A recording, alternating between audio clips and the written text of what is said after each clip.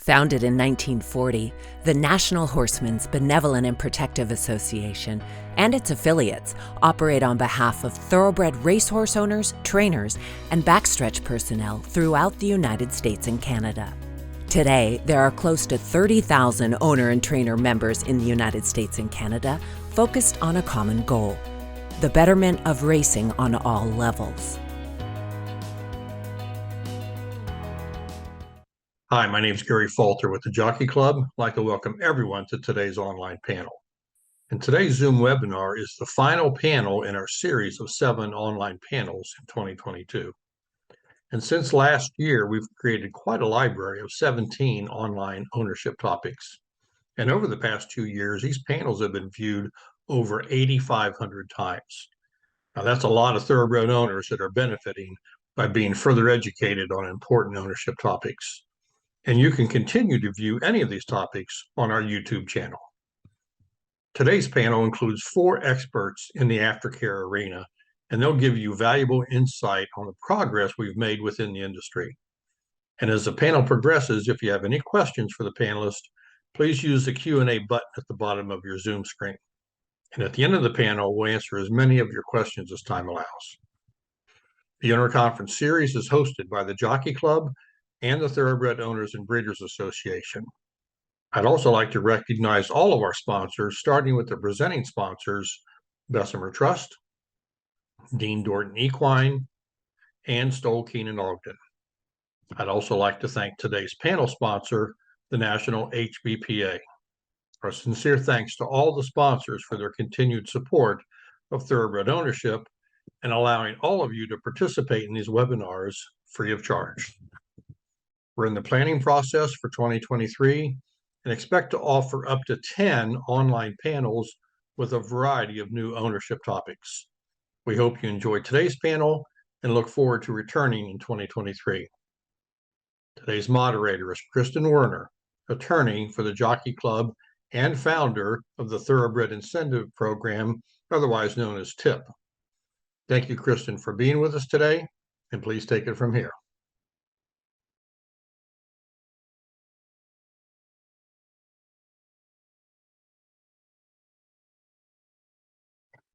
Great, thanks, Gary. So as Gary mentioned, today we're going to wrap things up for the 7th and final panel of the 2022 series to talk about a subject that the entire industry should and does support, and that's the aftercare of our thoroughbred athletes. Today's panel includes representatives from 3 organizations that focus their daily efforts on aftercare. They've seen the progress made over the past 10 to 15 years and where we need to go in the future. To introduce our panelists, I'm going to begin with the representative from the Thoroughbred Aftercare Alliance, also known as the TAA, who is Janice Tolz. She is the Accreditation and Grants Manager. From the Thoroughbred Charities of America, also known as TCA, we have Executive Director Erin Hallowell. And joining us from New Vocations Racehorse Adoption Program is Thoroughbred Program Director Anna Ford. As Gary mentioned, my name is Kristen Werner, and I am here representing the Jockey Club as well as the Thoroughbred Incentive Program, which is also known by the acronym of TIP.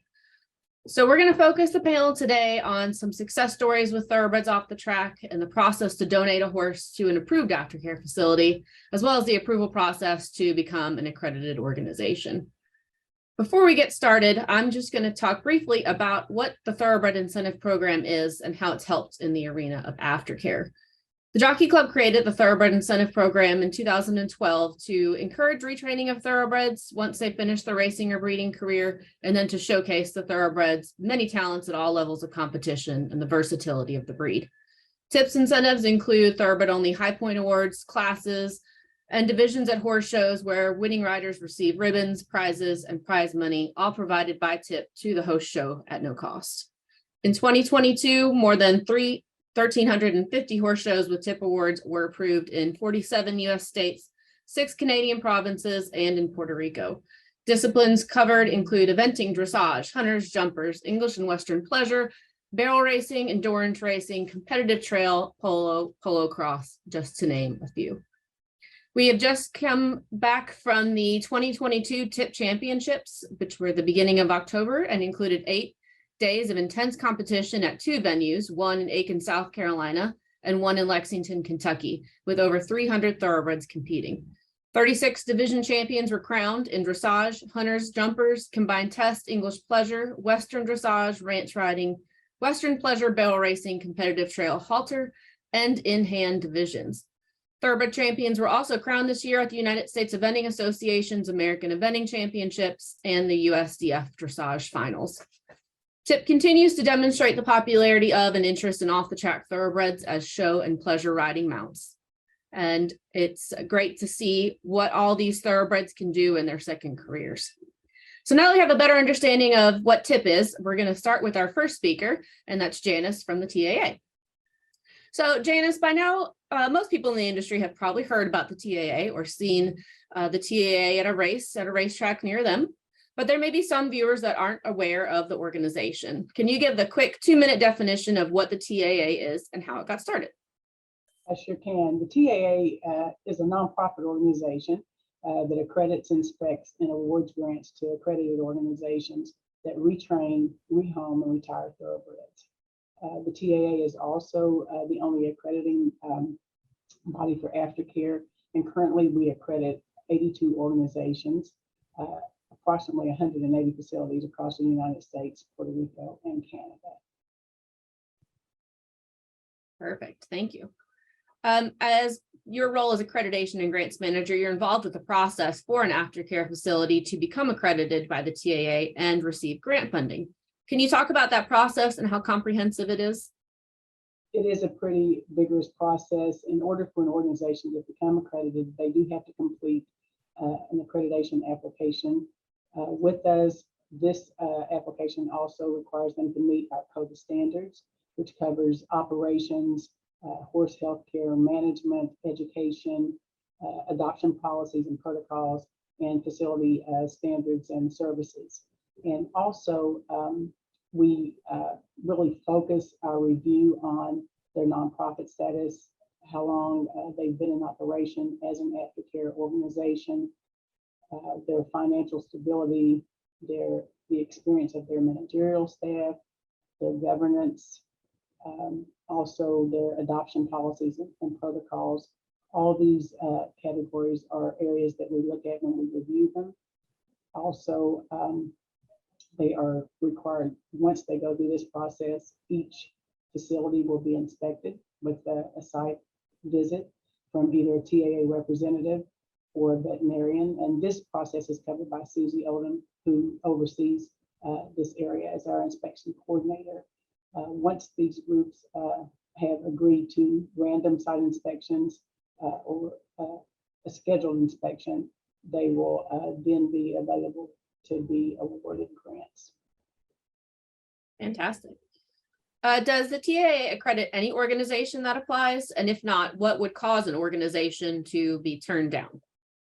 Well, we don't accredit any group that applies because we want them to be able to meet our minimum requirements along with, like I said, the code of standards. But some reasons that they would be denied, well, they may have an incomplete application. They may not meet the minimum requirements, which would be the number of thoroughbreds. They may not have a 501c3 status, which is also a requirement. They could actually be missing their financials. There's a 990 that's also required of them. And their governance may not be intact like we would like for it to be. And basically financial stability is another thing that we look at, and the care that they provide and how long they've been doing that as an organization. And can you talk just quickly about when an organization is not quite up to the code of standards? Is there a process to help them get there? We do have a mentorship process. And so when people do go through our application and submit that, and we think it's a good exercise, even if a group is just starting out, maybe they're not as mature as some of the other ones, they don't have as much experience. We do encourage them to go through this process because it really looks at all areas of their operation and helps them to be better. But once they go through that, if they are denied, we do provide a mentorship call for them that we will do later in the year after we go through our accreditation process that goes through the areas that maybe they need to grow in. We give them recommendations for improvement. We share with them any best practices that they may already be doing. The neat thing about the mentorship process is not only do we sit down and go through their application with them, answer any questions that they may have, we also have this great team and great partner in our groups that are already accredited that we can talk to them and get them to work with and partner with some of these groups to share with them things that may be helpful the next time around. So we do everything we can do to get them up to speed so that they can be able to be accredited in the upcoming year. Great. And once an organization is accredited, is there an annual reapplication process? They actually are accredited for 2 years. So every other year they would be available to come back to us and reapply. So it's not every year, it's every other year they're actually accredited. That's great. And just to kind of close out the TAA, do you have any success stories that you'd like to share with the audience? We actually feel like the TAA is a success story itself. So we do have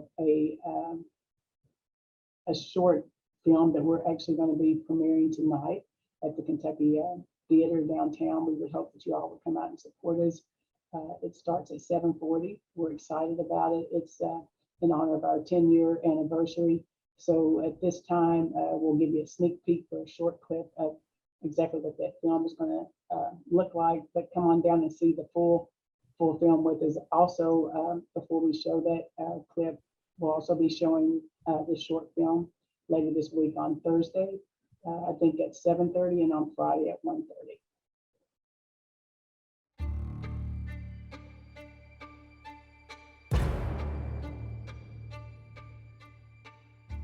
The industry has a few things that we have to take care of better, and one was the aftercare of the horses.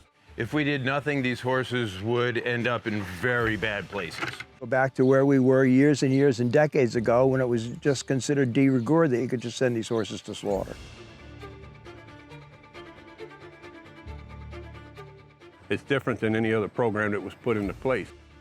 I remember that meeting at Belmont Park. It was a dream. It is a first line of defense for those who are concerned about what happens to the equine athlete after he's done racing. Without the TAA to provide that oversight, there would be a big void in terms of making sure that we have this ongoing safe environment for our off-the-track racehorses.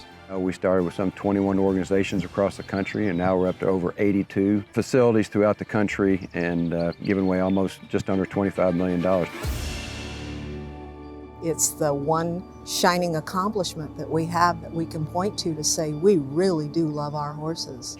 Just the word aftercare has become part of the discussion, has been part of the vernacular in a way that it was not when I started this position around the start of 2013. It's a daunting task that the TAA and its accredited organizations have taken on. And that's why the industry itself has got to fund it. Every time I turn around across the country, the TAA staff is there, and they're shaking hands and they're kissing babies, and they're doing the blocking and tackling right that needs to be done. We have a social responsibility to make sure that thoroughbred aftercare is also #1 on the list.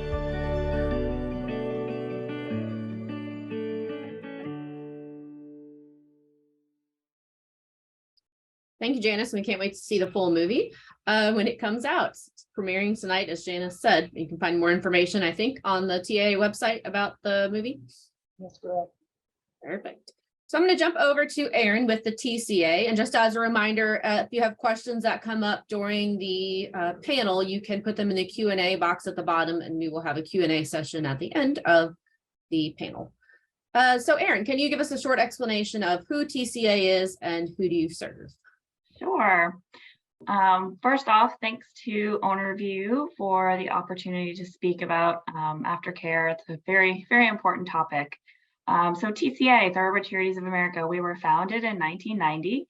We're a 501c3 organization. We're a grant-making organization. We provide funding to approved charities that are working to help thoroughbreds transition from the racetrack into second careers. But we also provide funding to organizations working to provide health and human services to backstretch and farm workers. So TCA is both helping horses and humans in our industry. But on the horse side, our funding supports organizations focused on rehabbing, retraining, and rehoming. But we also support the thoroughbred incentive programs that are working to create a demand in the marketplace for thoroughbreds. So organizations like Kristen mentioned, like the TIP program, the Retired Racehorse Project, those sorts of organizations that are really finding that marketplace for off-track thoroughbreds. And our grants also support organizations that offer equine assisted therapy programs. So that's also very important. Thoroughbreds are very useful on that side as well. Just real briefly on the human side, we support organizations that are providing medical care, dental care, legal services, ESL classes, et cetera, for individuals that are providing care for our thoroughbreds. So that's a kind of a unique factor about TCA. Again, we're helping horses and humans. But this year we distributed almost $800,000 in grants to 74 charities across the country. So we're really, really excited about that number. Additionally, TCA administers the Horses First Fund, which is our emergency fund. It was started in 2016 by LNJ Foxwoods. And this fund is there to help thoroughbreds and their caretakers that are in need of emergency aid due to large-scale neglect, natural disaster, or other catastrophe. Some of the noteworthy uses of Horses First Fund have been Hurricane Maria in Puerto Rico, when there were 1,000 thoroughbreds there at the Camarero racetrack. And then we also activated the fund in the aftermath of the fires there at San Luis Rey Downs in California. And then finally, within our programming in partnership with Godolphin, TCA manages the Como app. And this is a free mobile app for backstretch and farm workers that helps connect them with the resources they may need across the country. So more on that can be certainly found on our website. Awesome. And can you just talk briefly about the grants application process for those who might be eligible to be a TCA grantee? Sure. So as I mentioned, TCA is a grant maker. We aren't bestowing an accreditation like TAA, but we do employ a very extensive and thorough grant application review process each year. We follow an annual grant cycle where our applications become available each January on our website, tca.org. And we have separate applications for our aftercare organizations as well as our backstretch and farm worker organizations. The applications are due every May 1st. And then kind of what happens from there is I conduct the initial reviews of the applications, make sure they're complete, all the parts and pieces are there. And then a committee of 5 TCA board members takes on the arduous task of reviewing each and every application. It's time consuming and extremely detailed, but we believe in being extraordinary stewards of the funds that are donated to us. So therefore, the funds that we grant out, we put a great deal of time and discussion into that annual application review. TCA also reviews much of what Janice described, including an organization's governance structure, finances, operations, marketing, public education. For our aftercare applicants, we review horse care and adoption protocols, for each and every facility that the organization may use. And then once our grants committee has selected the approved applicants for the year, the grants committee then takes their recommendation to our board of directors for approval. And once that the board has granted their approval, our grants are awarded usually in early September, and then the process repeats the following year. So we're on that annual grant cycle. And a list of our complete list of our grantees for 2022 can be found on our website, but just a real quick sampling. Some of our grant recipients in the backstretch and farm worker category, organizations like Racetrack Chaplaincy of America, Backside Learning Center, California Thoroughbred Horsemen's Foundation, Belmont Child Care. In total, there were 17 in this category in 2022. And then on the aftercare side, the physical aftercare organizations, we funded 49 across the US and Canada this year, including organizations like New Vocations, Mid-Atlantic Horse Rescue, Aikendale, Caribbean Thoroughbred Aftercare, several, again, 49 across the US and Canada. And then additionally, kind of on the aftercare side, as I mentioned, TCA funds those incentive programs that we feel are a really important piece of the puzzle. Organizations like the Retired Racehorse Project, Take Two, and the Thoroughbred Incentive Program are really making some great inroads in working to create a demand for off-track thoroughbreds. Awesome. So moving kind of to the general broad topic of aftercare, can you talk a little bit about what an owner's options are for aftercare as their horse is in racing or getting ready to be retired? Sure. There are options. That's a, we're happy to be able to have that answer. There are options for owners these days. And TCA is certainly there to be a resource. We're always here to help. I'm sure Janice and Anna would say the same thing about their organizations. If we can, any of us can ever provide any suggestions or guidance to owners about where to start, we're happy to help. But today there seems to be more aftercare options than really ever before. So some options for owners to consider when they think about aftercare would be probably the number one thing I would recommend, and Anna, I'm sure, is going to jump more into this, but the rehoming charity organization. So many of our grant recipients, many of TAA's grant recipients, these organizations specialize in retraining and adopting out off-track thoroughbreds. So organizations like New Vocations or Canter or Rerun or Second Stride, owners could reach out to these organizations, perhaps in your area or where your horse is located, and inquire if they have space available to take in your horse. Many of these organizations do have waiting lists and different criteria for accepting a horse into their programs. So, you might have to wait a bit, or just kind of keep that in mind as you're, kind of thinking through this. But also it's important to keep in mind that on average, it will take an organization around probably 3,500 to retrain and rehome your horse. So a cash donation should always be made, or at least considered when you're considering donating your horse to an aftercare facility. One of the many great things about aftercare organizations is that they're going to adopt out your horse with an adoption contract.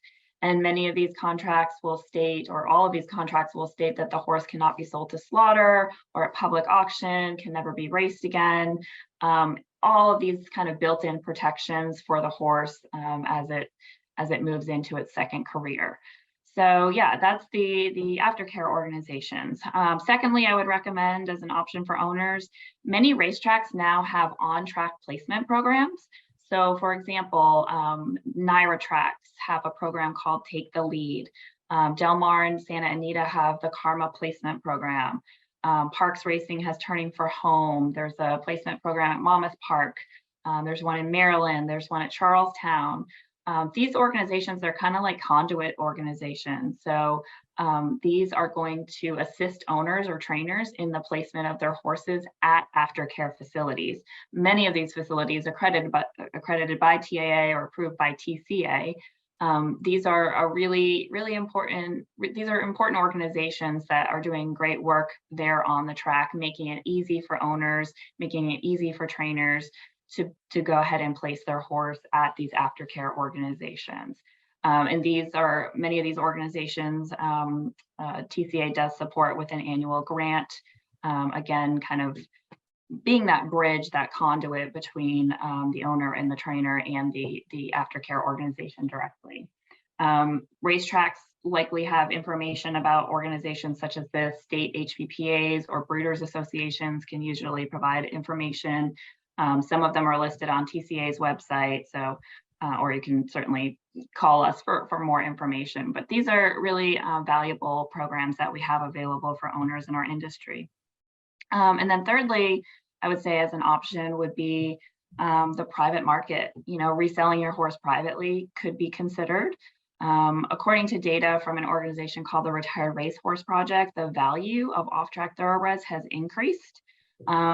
some estimates by as much as 50% over the last several years, and much of that is attributed to the success of these these incentive programs.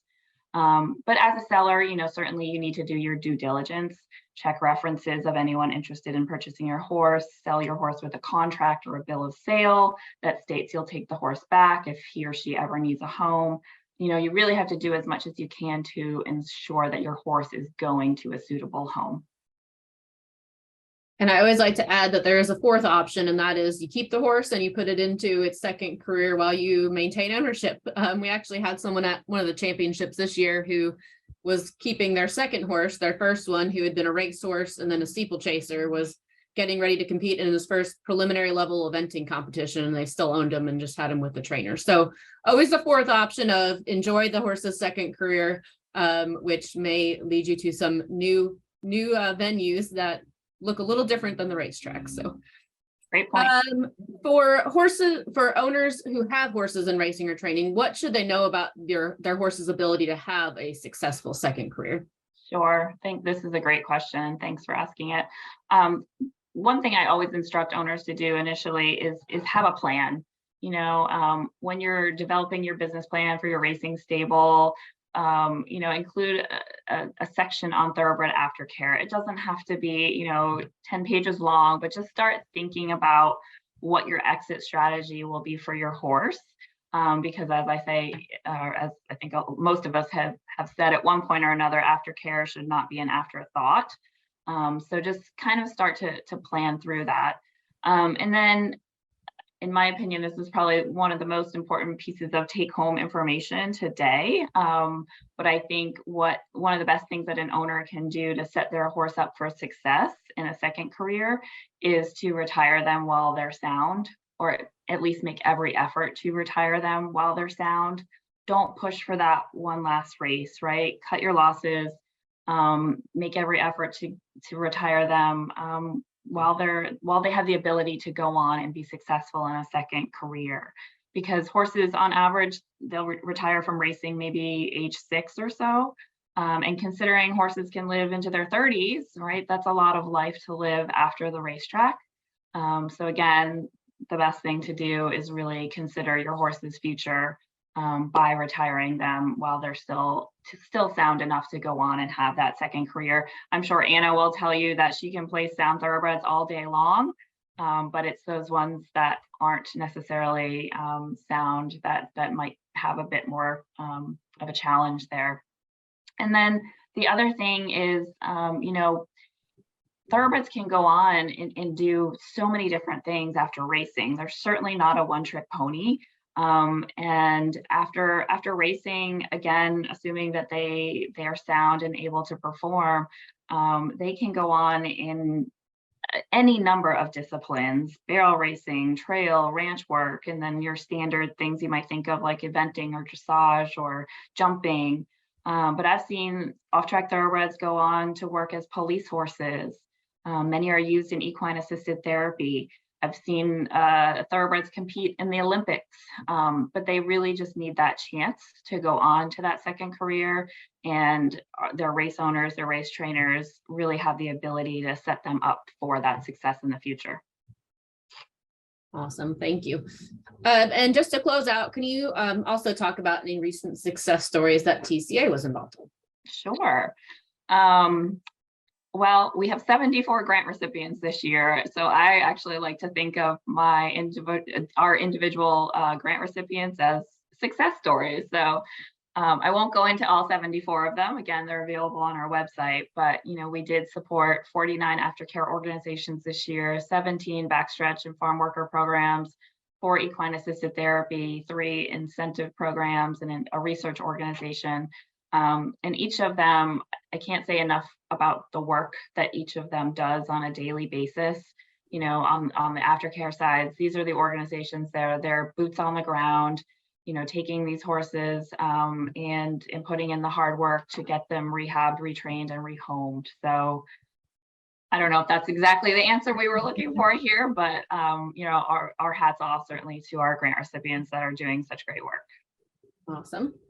So I'm going to jump over to Anna with New Vocations, one of many aftercare organizations that provide new careers for thoroughbreds. Anna, can you give the audience an overview of who New Vocations is and how many locations you have? Anna, you're muted. Yeah. There we go. Let's see, you can start the slides. I believe there's some slides. I would like to thank Overview for having me on today to share a little bit about New Vocations and the work that we do. We're actually celebrating our 30-year anniversary this year. We started, I guess, 2 years after TCA Aaron, 1992. And we were the first program to really focus on the adoption of retired racehorses. You know, in the 90s and actually early 80s, there was a Thoroughbred Retirement Foundation that focused solely on retiring thoroughbreds to pasture when they were done racing. And so the concept of rehabilitating the horses and putting them into homes is what New Vocations really focused on and why it was created 30 years ago. Next slide. Our mission is really simple. We focus on rehabbing, retraining, and rehoming the retired racehorses. Going through each one of these things, the majority of the horses that come to our program do require some extent of rehab. The number one reason a horse retires typically from racing is due to an injury, whether it's a minor muscle soreness or something really significant as a fracture or tendon or suspensory injury. We see it all, we take it all. And so a big part of what we do is we rehabilitate these injuries so the horses can go on to have a second career. And about 75% of the horses that we take in are going to require anywhere from a month to a year of rehabilitation. So it's a big part of what we do. And we've seen this grow over the last 10 years. And that's because, as Aaron mentioned earlier, there is a market for retired racehorses.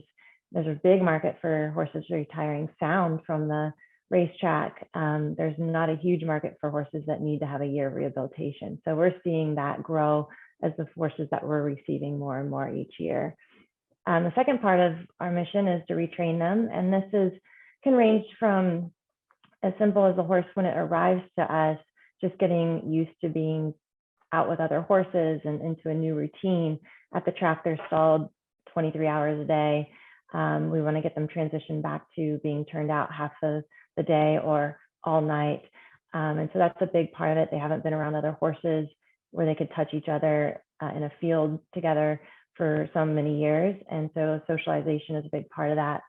And then there's the groundwork and the riding and getting them transitioned into what their second career would be. So our goal when they come into the program and once they've been rehabilitated and they're both physically and mentally ready to start training is to do more of a transitional training and assessment training where we can work with the horses both on the ground and in their saddle and assess what their movement's like, what their ability is going to be like, what their temperament, their mindset is like, so we can help promote them up for adoption and find them the right second career. And so the third part is rehoming, which is huge undertaking. Part of our rehoming process is when a horse is available for adoption, they're posted on our website, and individuals who are interested in adopting the horses can fill out an application through our website. And so we have a pretty strict screening process. Last year, we had about 1,400 applications come in just for people wanting to adopt one of our horses, which is huge. We declined probably around 20%. Primarily, the main reason was due to people applying to want to adopt that have never owned a horse, or just knowing that we're trying to get experienced homes, people that have worked with either green horses or thoroughbreds specifically to adopt these horses, knowing that at this stage in their life, that first year of retirement, they're not always going to be the best horse for a beginner or someone just newly in horse ownership. So we screen the applicants really strictly, making sure that their facility is able to take on a retired racehorse and that they have a vet reference and personal reference and have some, if they're not a trainer themselves, and we have a lot of professionals adopt from us, that they do have the ability to have training if need be. Once somebody adopts from us, as Aaron stated, we do have a contract that states that we will follow that horse for that first year that it's in the new home. And the adopters are required to send us 3 updates. They send it at month 3, 6, and at the end of 12 months. And the great thing is that we send all these updates, which normally include photos and sometimes video, onto the people that have donated the horses, and they can see the horses, what they're doing in their second career, which is really great for our donor support to see. The contract also has those same restrictions that Aaron mentioned, that the horses can't be sold at a public auction, and they can't be sold, at least with our contract, within that first year. After that first year, if they do decide to transfer ownership or sell the horse, they can do that, but they have to use our bill of sale, which basically lets the new owner know that if the horse ever needs a home, that it can always come back to New Vocation. So once the horse has come through our program, if it ever, falls into like a situation where somebody doesn't want it, or someone's trying to sell it but they can't find it a home, they can always call us, and we'll always take the horse back into the program, no matter the situation and no matter the age.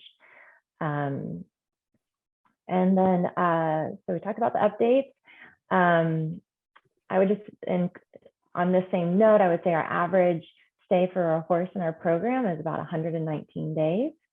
And we see that every year just due to the amount of rehab horses that we're getting in each year. Tends to unfortunately increase every year. Next slide. We do have multiple locations throughout the country. Our main facility is here in Lexington, which is seen in the slide here. We're here in Lexington, Kentucky. Our main office is here. But we also have facilities in Ohio, Pennsylvania, New York, Louisiana, and Florida. We just opened in Florida last year. Awesome. So if an owner wants to donate a horse to a facility like New Vocations, can you talk about that process, including, are there any physical or health considerations that could cause you to not take a horse, and any costs the donating owner should be prepared to cover? Yeah. So if a person's interested in donating a horse to the program, they can go through our website, which is newvocations.org, and contact us via there, or call. We have emails and phone numbers on there. It's a pretty simple process. We have a 1-sheet form, we call it a donor form, that needs to be filled out, and it basically collects all the information on the horse that's looking to be donated. And with that, we're collecting their information, as well as what their reason for retirement is. So basically, New Vocations will take in any horses that have a good prognosis for having a second career. Since we're not a retirement facility, we're unable to take in horses that just need to be retired to pasture. We do get inquiries about that, and we normally refer them back to the list of TAA accredited facilities that do offer more sanctuary and retirement options. So with that, like I mentioned earlier, the majority of the horses that we take in do have some type of injury. So we do request that any information on the injury that the horse has, whether it's vet reports, ultrasounds, x-rays, basically anything that the owner or trainer had to determine that they were retiring the horse, they can send that on to us, and we can have that ahead of time to know where we're going to send the horse, because we have parts of our facilities, they do just rehab, and other facilities just do training. So that helps us understand, first, if the horse is going to be suitable for a second career, and second, which facility we would take it into. We don't have, at this point, a mandatory donation, but we do have a suggested donation, which is listed on our donation form. And that suggested donation is normally $3,500. If a horse has an injury that's going to require surgery, which we do quite a few surgeries throughout the year, and we also, if it's a horse that we know is going to be with us for a year, we might ask for additional funds, because obviously that would cost more than $3,500. And I will say that the majority of the horses that we do receive in, we are seeing an uptick that more and more are coming with a donation, which is a great trend that we're seeing within the industry. And that donation basically helps us obviously cover the expenses of the horse being in the program.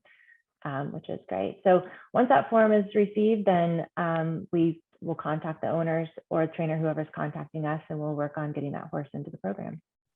Awesome. Thank you. And then similar to Erin and Janice, are there any recent success stories that you would like to share? Yes, I do. I've got a couple of slides to show our success stories. We just, I believe Erin or someone earlier mentioned the Retired Racehorse Project, which is a competition for horses that have been retired for a fairly short period of time, and they have less than a year of training, and they come and compete in 10 different disciplines. And we had 9 of our graduates go on and compete at RRP this year, and 4 of them made it to the finals, which was great. There is a slide if we can show that. The first horse that we had, his name was Buffalo Dancer. He competed in the polo division, and it's a mare. She was a 3-year-old mare. Her last start was at Tampa.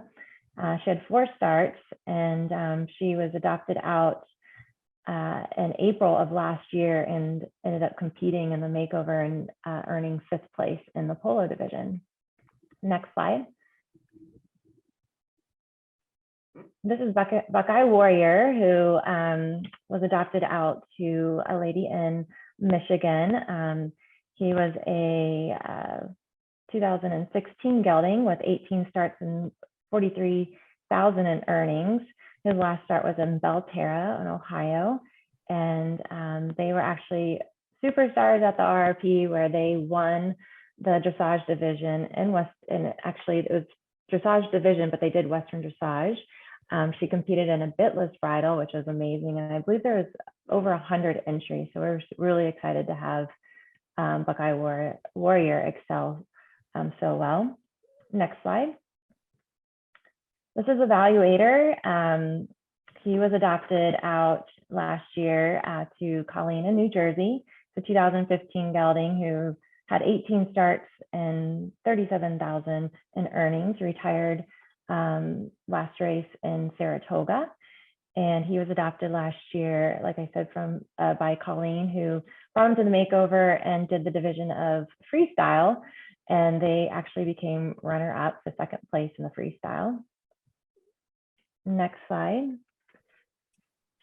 And last but not least, this is Stonecatcher, who was adopted from our Louisiana facility. Last race was in Evangel Downs, and was adopted by Rachel, who lives in Texas, and she competed him both in freestyle and ranch riding and came fifth place in both of those.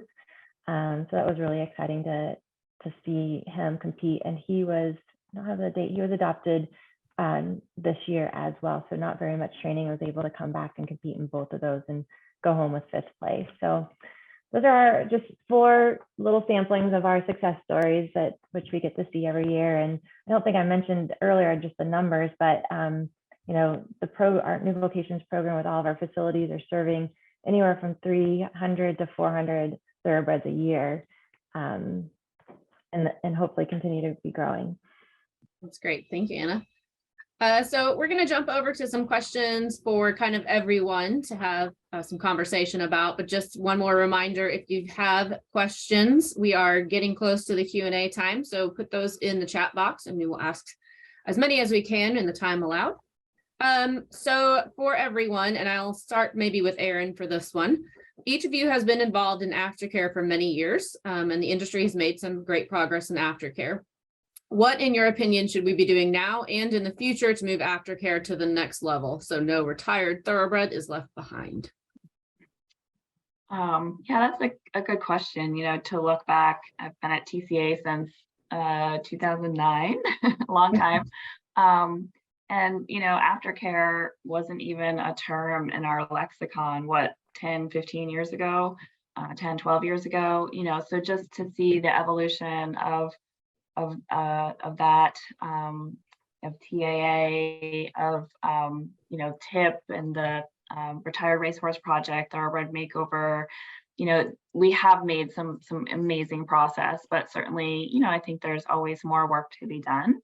And I think continuing to raise the bar for awareness and education is really important. Again, that aftercare should not be an afterthought sentiment. I'd like to shout that from the rooftops. If you're getting into thoroughbred racing, aftercare should be as top of mind as designing your jockey silks or choosing your trainer.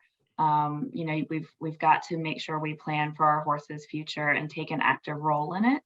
So I think continuing the trajectory that we're on, as well as adding to that awareness and education, can certainly only benefit.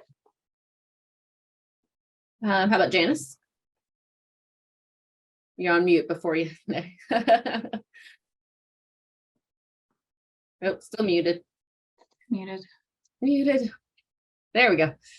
I said I wasn't going to do that. In my honest opinion, I think finding ways to get everyone in the industry on board is so important, so that we all are working together to this goal that we want to do the best thing possible for these equine athletes. And I think just like what Erin said, just the awareness.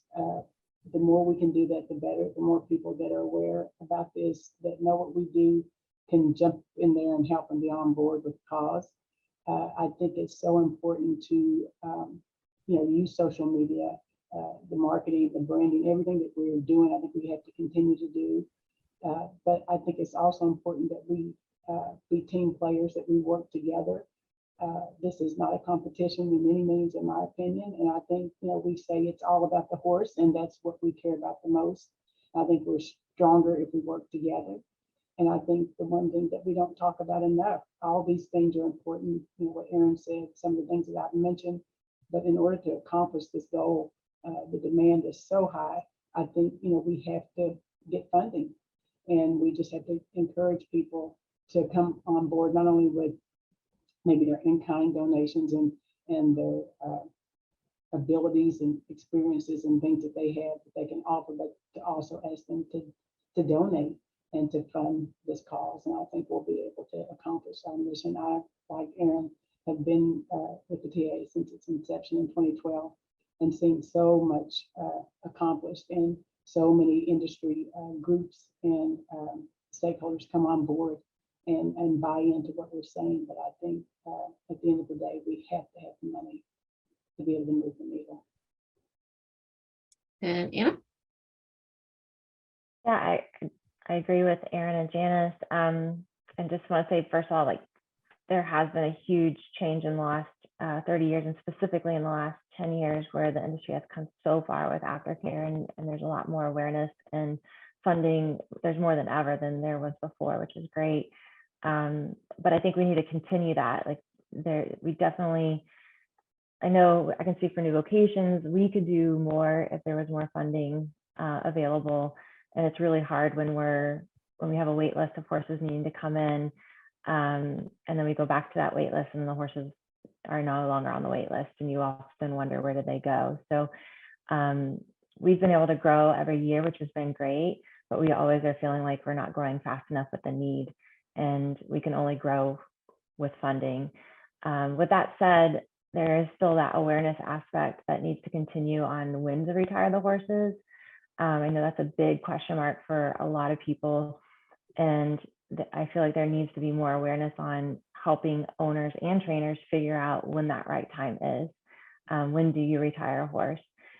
Because when you can retire a horse that is still serviceably sound, that's going to cost programs less to put them through the program, and ultimately you're going to be able to help more horses. So as we're trying to figure out how to raise more funding, if we can also figure out how to raise that awareness of figuring out when do people retire horses, and how to make sure horses that shouldn't be racing don't actually race, that would really help all aftercare programs out tremendously.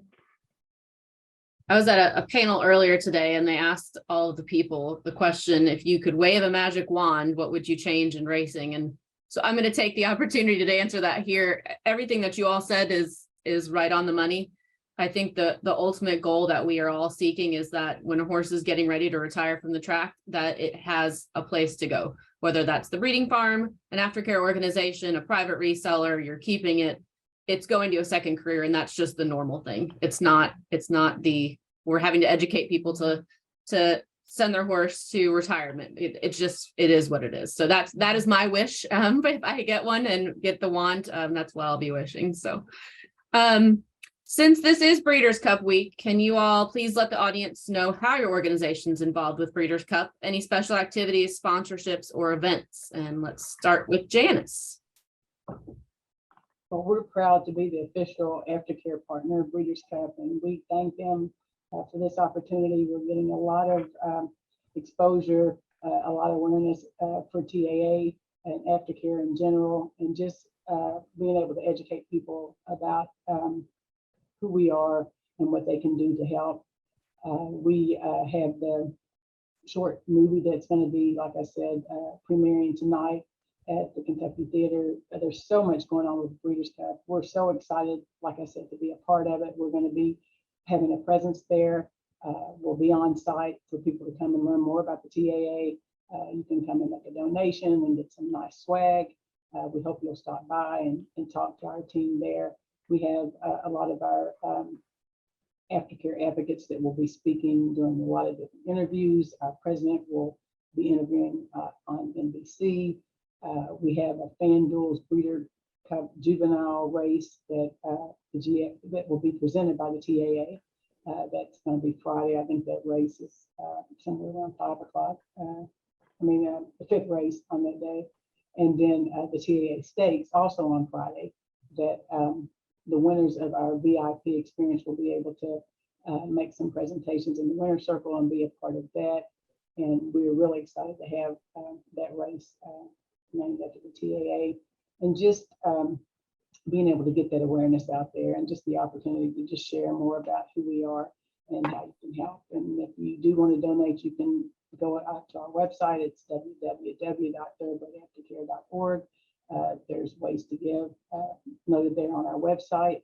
You can give online, you can give by mail, you can do in honor of and memory of, and we just would like for everybody to come and support us and go out there and see if there's ways that you can help us. But we're excited about the opportunity. We're excited for our state, our city, and everything that's going on this week for Breeders' Cup. So we just hope that everybody will work together and we'll be able to share more about aftercare. That's great. There's a lot of purple in Lexington this week for a city that's usually blue and white. How about Erin? Yeah, so Lexington's like electric this week. There's so much going on for Breeders' Cup. It's pretty exciting.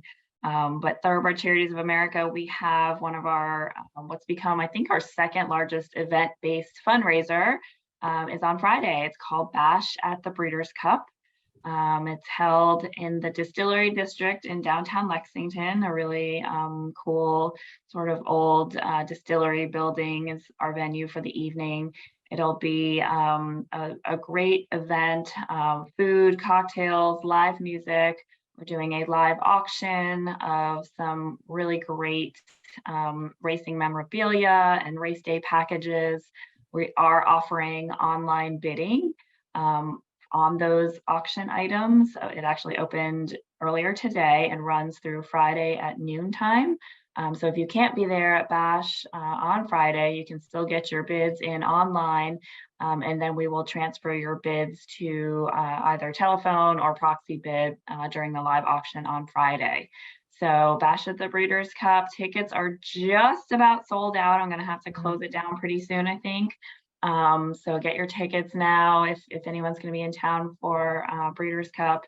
It's a really fun event, all benefiting TCA.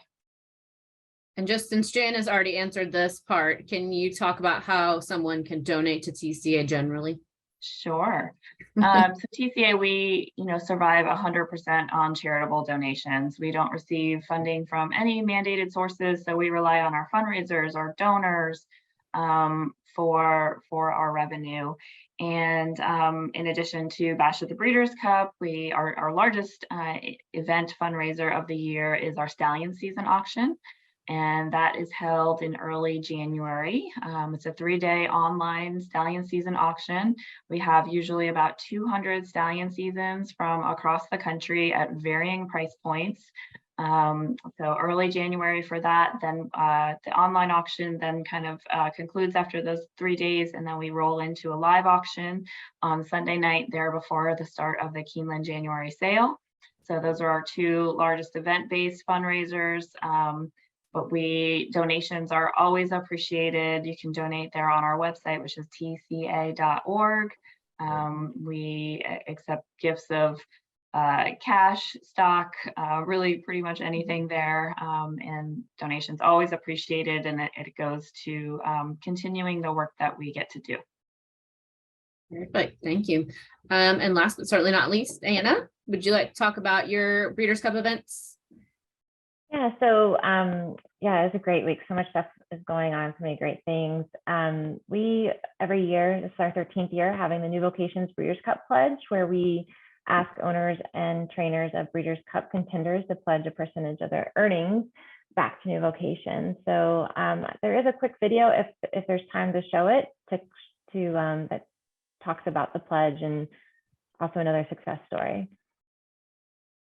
Looks like we may be having some technical difficulties. Anna, is that video available on your website or anywhere that people can go watch? It is. And if they can see it on our website, or the TDN also posted it on theirs as well. I think I've got it. Hold on one second. Okay. And then I was just gonna say, because I know this was in question, that you can also visit our website at newvocations.org.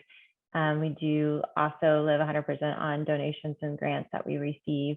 And there's a donate page at the button at the top that you're welcome to visit. Awesome. Vino Rosso's full brother, News Carver, didn't make any headlines on the racetrack, but the team at New Vocations is hoping that one day he could become a star in the show ring. We talked to Anna Ford about their new arrival. It was about a month ago, we got a call from Tanya Gunther, who said that she had a really nice 3-year-old she wanted to see if we could take into the New Vocations program. And at the time, she gave me his name, said his name is News Carver. And so we were really excited when we looked him up on Equibase to see that he was actually the full brother to Vino Rosso. He definitely, I would say, knows that he is of royal blood. He has a little bit of an attitude or a chip on his shoulder a little bit. He definitely came off the trailer just like you would expect, very proud of himself, has that presence of a very quality horse. And he does look a lot like his brother, Vino Rosso.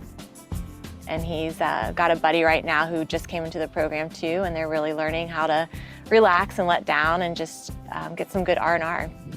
So once he gets comfortable with that and we feel like he's really relaxed and physically and mentally just, let down, then we'll bring him back into training probably over the winter. The Gunthers have been good supporters of our program. We feel really proud that they trust us to take good care of a horse like News Carver and make sure that he gets the best chance at a second career. We're moving into our 13th year of doing the New Vocations Breeders' Cup Pledge. We ask owners and trainers of Breeders' Cup contenders to pledge a percentage of their earnings in this year's championships back to New Vocations. This year, I'm really excited. We will break $1 million total from all those 13 years. So far, we've raised $950,000. And last year alone, we raised $150,000. So this year, we're excited to hit that $1 million mark, and hopefully we just can go way over it. So with News Carver coming in, at this time of the year, we were excited to be able to have him and maybe have him featured during this time, because obviously his brother, Vino Rosso, won the Classic in 2019. But the really neat part of that story is that Vino Rosso's owners, both Mike Rapoli and St. Elias, and Todd Pletcher, the trainer, pledged that year. And so in 2019, that was one of our record-breaking years for the pledge, that we raised over that $150,000 mark and really just launched the pledge into a new level. And so it's really neat to be 3 years later sitting here with Vino Rosso's brother in the program and then heading into the Breeders' Cup season and trying to promote the pledge and get people to join in. So this year is a very special year as well because it's our 30th year anniversary for New Vocations, and we've basically been celebrating all year, and we're really hoping that we can round out the year with the Breeders' Cup Pledge being our largest one to date. It would really mean a lot.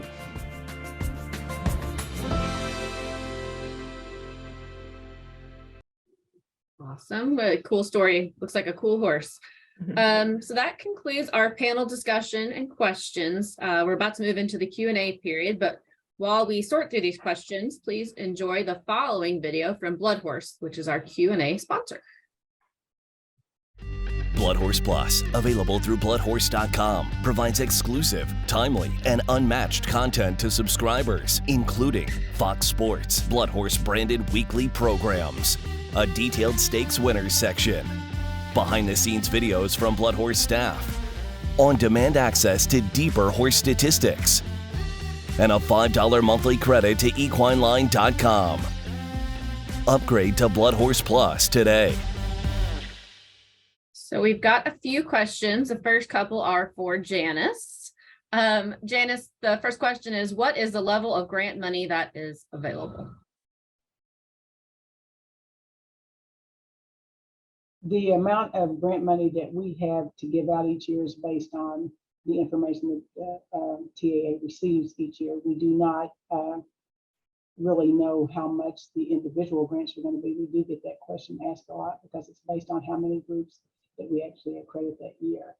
But we, like I said, we've averaged, and I think you also mentioned that in our little short film, that we've, since we started, we've actually granted out $24.5 million in grants to the accredited organizations. But on average, somewhere around $3 to $3.5 million a year is what we receive to be able to give out to the groups that are accredited. But we do not have an actual amount that we give out per se to each individual group because it's all based on how many groups that we accredit.